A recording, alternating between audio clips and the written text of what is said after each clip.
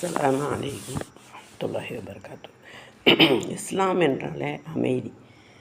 இஸ்லாம் என்பதற்கு அது ஒரு சாரார்னு பல மதங்கள் ஒரு இனத்துக்கு ஒரு இனத்தவரின் பெயரையோ ஒரு தனிப்பட்ட ஒரு நபரின் பேரிலோ தான் அழைக்கப்படுறாங்க பொதுவாக.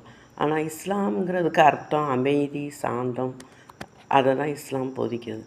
ஆனால் ஒரு சாரார் அதை ரொம்ப பயங்கரமாகவும் அதை அடுத்தவங்களை துன்புறுத்தக்கூடியதாகவும் அது போதிக்கப்படுது. ஒரு சாரார் போதிச்சுக்கிட்டே வர்றாங்க, அதை மக்கள்கிட்ட அதை புகுத்துறாங்க. ஆனால் இஸ்லாம் அது கிடையாது. அது அமைதி தான். அவங்க தொழுகையாகட்டும், ஒரு இறப்பு வீட்டிற்கு போனால் கூட அங்கே அமைதி தான் நிலவும். எந்த ஒரு திருமணம் பண்ணாலும் ஒரே ஆர்ப்பாட்டம், ஆடம்பரம் அதில் தவிர்த்து விட்டு உணவுகளில் தான் அவங்க விஸ்தீர்ணப்படுத்துவாங்களே ஒழிஞ்சு ஒரு சத்தங்கள், ஒரு ஒரு இரைச்சல் அதுகள் தொழுகையில் பார்த்தாலும் அமைதி தான்.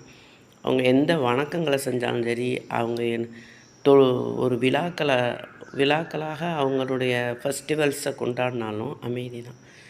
அவங்க ஒருத்தர் சந்திக்கும்போது அவங்க முகமன் கூறுகிறது கூட சலாம், உங்களுக்கு சாந்தியும் சமாதானம் நிலவுவதாகன்னு தான் சொல்லப்படுது ஒழிஞ்சு மற்றபடி இதே ஒரு ஆங்கில ஒருத்தர் சந்திக்கும்போது குட் மார்னிங் அப்படின்னு சொல்கிறோம். அது ஒரு ஒரு ஒரு இறந்தவர்கள் வீட்டிலோ ஒரு முடியாதவர்களை பார்க்கும்போது அவங்கள பார்த்து குட் மார்னிங் என்று சொல்ல அது எவ்வளோ உகந்தது. அது நடந்துக்கிட்டு தான் இருக்குது. இருந்தாலும் அந்த இடத்துல அதை யோசித்து பார்த்தா அவங்க மனசு அதை கேட்டிருக்கிற மாதிரியா இருக்கும். ஆனால் நம்ம இஸ்லாம் அமைதியை தான் போதிக்குது. ஒரு சாரார் உலக மக்கள் அனைவரும் ஒரு இறைவனுக்கு கட்டுப்பட்டு அவனுடைய சட்டதிட்டங்களுக்கு உட்பட்டு அவனை நடந்து அமைதியான முறையில் அனைவரும் உலக மக்கள் அனைவரும் அதை ஃபாலோ பண்ணி போய் மறுமைக்காக அவங்க அமைதியான வாழ்க்கையை சுகர்க்கத்தை அடையிறதுக்கு தான் இஸ்லாம் போதிக்குது. இஸ்லாம் ஒருத்தர் துன்புறுத்தவோ ஒருத்தங்களை அனாவசியமாக ஒருத்தங்களை கொலை செய்யவோ எந்த விதத்துலையும் எந்த இடத்துலையும் சொல்லப்படவில்லை. கொலை, குற்றம், வட்டி, அடுத்தவங்களை நோவினை பண்ணுற எந்த விஷயத்தையும் இஸ்லாம் போதிக்கவே இல்லை.